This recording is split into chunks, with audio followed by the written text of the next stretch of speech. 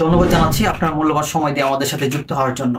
আজকে আমরা কথা বলবো চেক ডিসঅনার কি এবং চেক ডিসঅনার হলে আদালতে কিভাবে মামলা করতে হয় এবং আপনি যদি আদালতে মামলা করেন তাহলে এটার প্রতিকার আপনি কি পাবেন।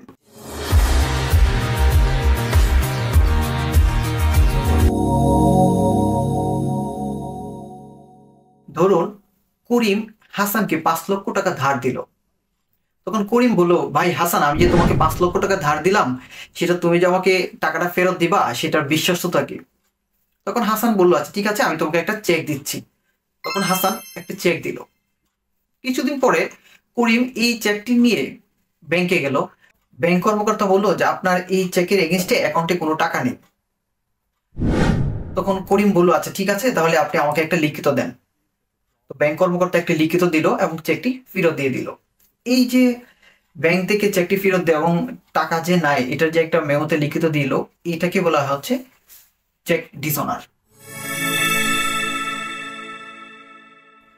চেকে যে উল্লিখিত তারিখ রয়েছে সেই তারিখ থেকে 6 মাসের ভিতরে চেক ডিসঅনার করাতে হবে এবং ব্যাংকে যদি চেকের উল্লিখিত পরিমাণ টাকা যদি থাকে তাহলে চেকটা ডিসঅনার হবে না এবং চেকটা ডিসঅনার করাতে হবে ব্যাংকিং আওয়ারের মধ্যে, অর্থাৎ ব্যাংকিং টাইমের মধ্যে।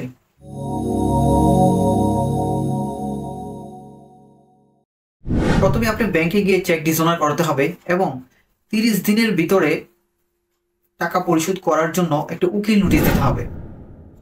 উকিল নোটিশ দেওয়ার পরে ওই 30 দিনের ভিতরে যদি টাকা পরিশোধ না করে তাহলে পরবর্তী 30 দিনের ভিতরে আপনি আদালতে মামলা করতে পারবেন। অর্থাৎ হস্তান্তরযোগ্য দলিল আইন 1881 সালের ধারা 138 অনুযায়ী আপনি চেক ডিসঅনার হলে আদালতে যদি মামলা করতে চান তাহলে তার আগে 30 দিনের একটি উকিল নোটিশ পাঠাতে হবে। অর্থাৎ ওই নোটিশে বলা থাকবে যে 30 দিনের ভিতরে আপনাকে টাকা পরিশোধ করতে হবে। তো যিনি ধার নিল টাকাটা, সে যদি 30 দিনের ভিতরে টাকাটা পরিশোধ না করে তাহলে এই 30 দিন যাওয়ার পরবর্তী 30 দিনের ভিতরে আপনি আদালতে মামলা করবেন।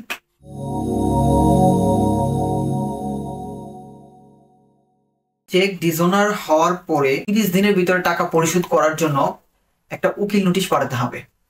ঠিক 30 দিনের পর থেকে, অর্থাৎ পরবর্তী 30 দিনের ভিতরে আপনাকে মামলা করতে হবে। অর্থাৎ যদি প্রথম যে 30 দিন, অর্থাৎ যে 30 দিনে উকিল নোটিশ পাঠানোর পরে আপনি 30 দিন টাকা পরিশোধ করার সময় দিবেন, এই সময়ের ভিতরে যদি টাকা পরিশোধ না করে তাহলে এর পরবর্তী 30 দিন, অর্থাৎ 1 মাসের ভিতরে আপনি মামলা করতে হবে আদালতে।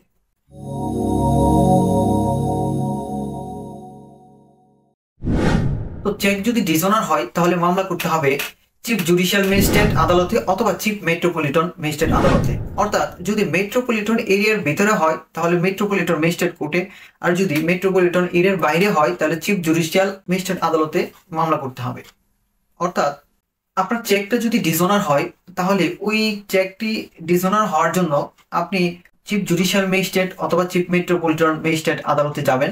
যাওয়ার পরে ওইখানে দায়িত্বপ্রাপ্ত যে ম্যাজিস্ট্রেট রয়েছেন তিনি আপনার একজন নালিশি হিসাবে, অর্থাৎ চেক ডিসঅনারের যে মামলাটা সেটা হচ্ছে এক ধরনের নালিশি মামলা, তো নালিশি হিসাবে আপনাকে পরীক্ষা করবে।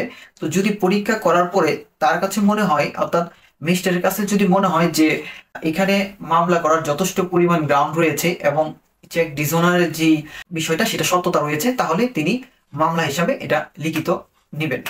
তো লিখিত নেওয়ার পরে, অর্থাৎ চেক ডিসঅনারের যে মামলাটা তিনি আমলে নেবেন। তো আমলে নিয়ে তারপর তিনি সেটাকে দায়রা আদালতে পাঠাবেন।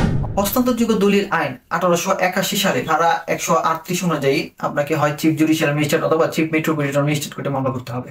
দায়রা আদালতে মামলাটা পাঠানোর পরে এই মামলাটি বিচার করবেন যুগ্ম দায়রা জজ। চেক ডিসঅনার মামলা আগে বিচার করতেন দায়রা জজ, অতিরিক্ত দায়রা জজ অথবা যুগ্ম দায়রা জজ। কিন্তু সাম্প্রতিক সুপ্রিম কোর্টের একটি রায়ে বলা হয়েছে যে চেক ডিসঅনার মামলার বিচার করবেন শুধুমাত্র যুগ্ম দায়রা। একটি চেক ডিসঅনার হলেও দেওয়ানি কার্যবিধির আলোকেও মামলা করা যায়, অর্থাৎ আদেশ 37-এর আলোকেও চাইলে মামলা করা যায়। আবার কেউ চাইলে পেনাল কোডের আন্ডারেও মামলা করতে পারে, অর্থাৎ পেনাল কোডের সেকশন 406 অথবা সেকশন 420 এটা আলোকেও, অর্থাৎ চিটিং অর্থাৎ প্রতারণা করা হয়েছে অথবা অপরাধমূলক বিশ্বাসভঙ্গ এরকম কাজের উপরে ভিত্তি করে পেনাল কোডের আন্ডারেও চাইলে মামলা করা যায়।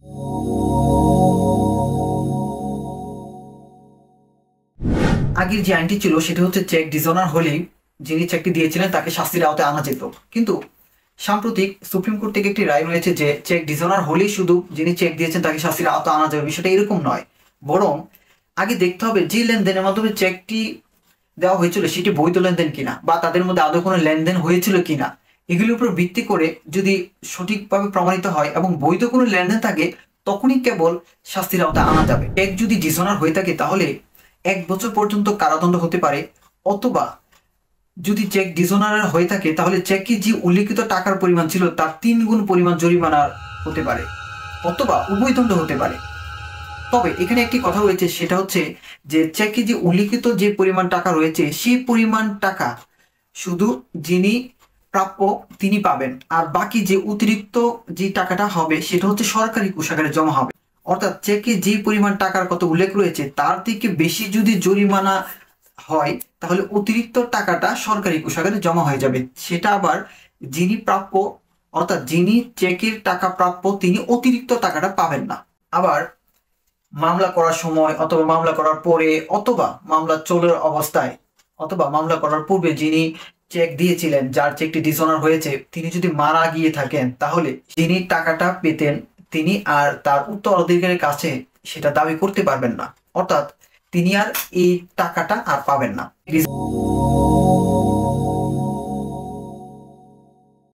ডিসঅনার হলে এবং কোনো ধরনের শাস্তি দেওয়া হলে আদালত কর্তৃক, তখন এই শাস্তির বিপরীতে চাইলে যিনি শাস্তি পেয়েছেন তিনি আদালতে আপিল করতে পারেন। যেহেতু বিচারটা যুগ্ম দায়রা জজ আদালত রায়টা দিয়ে থাকেন, তখন যুগ্ম দায়রা জজ যদি কোনো ধরনের শাস্তি বা কোনো ধরনের জরিমানা দিয়ে থাকেন তাহলে সেটার এগেইনস্টে দায়রা জজ আদালতে আপিল করা যায়। তবে শর্ত হচ্ছে আপনি যদি আপিল করতে যান তাহলে 50%, অর্থাৎ যে চেকে উল্লিখিত যে টাকাটা রয়েছে সেটার অর্ধেক টাকা আদালতে জমা দিয়ে তারপর আপনাকে আপিল করতে হবে। আপিল করার যে সময়সীমার কথা বলা হয়েছে সেটি সরাসরি হস্তান্তরযোগ্য দলিল আইন 1881 সালের কোনো ধারাতে বলা হয়নি। তবে এটাকে আমরা ফৌজদারি কার্যবিধি অনুযায়ী 30 দিনের ভিতরে আপিল করার যে সুযোগটা সেটা আমরা ব্যবহার করতে পারি। অর্থাৎ আপনি যদি দায়রা জজ আদালতে যদি বিচার করতে চান তাহলে আপনার দায়রা জজের কাছে আপনাকে আপিল করতে হবে 30 দিনের ভিতর। সর্বোপরি আমাদের আলোচনাটা হচ্ছে যে একটি চেক ডিসঅনার তখনই হয় যখন আপনি চেকটি ব্যাংকে জমা দেবেন এবং ব্যাংকে জমা দেওয়ার পরে যদি ওই চেকের সমপরিমাণ টাকা যদি না থাকে তাহলে ওই চেকটি ডিসঅনার হয়। তো একটি চেক ডিসঅনার হওয়ার পরে আপনি মামলা করবেন চিফ জুডিশিয়াল ম্যাজিস্ট্রেট আদালতে অথবা চিফ মেট্রোপলিটন ম্যাজিস্ট্রেট আদালতে। অর্থাৎ আপনি যে এরিয়াতে থাকেন সেই এরিয়া যদি মেট্রোপলিটন এরিয়া হয় তাহলে চিফ মেট্রোপলিটন আদালতে, আর যদি মেট্রোপলিটন এরিয়ার বাইরে হয় তাহলে চিফ জুডিশিয়াল ম্যাজিস্ট্রেট আদালতে। উক্ত আদালতে যাওয়ার পরে আপনার যথেষ্ট পরিমাণ যদি কারণ থাকে তাহলে মামলাটি নিয়ে সেটা দায়রা আদালতে পাঠিয়ে দিবেন, অর্থাৎ যুগ্ম দায়রা জজের কাছে পাঠিয়ে দিবেন তিনি বিচার করার জন্য। তো যুগ্ম দায়রা জজ যদি কোনো ধরনের রায় দেয়, যদি কোনো শাস্তি দেয় তাহলে এটার এগেইনস্টে আপিল করা যাবে দায়রা জজের কাছে। আপিল করার সময় অবশ্যই 50% যে অর্থ উল্লেখিত চেক অনুযায়ী, অর্থাৎ চেকে যে টাকাটা উল্লেখ রয়েছে সেটার 50% অর্থ আপনাকে আদালতে জমা দিয়ে তারপর আপনি আপিল করতে হবে। আজকে চেক ডিসঅনার নিয়ে এতটুকু আলোচনা। ধন্যবাদ সকলকে।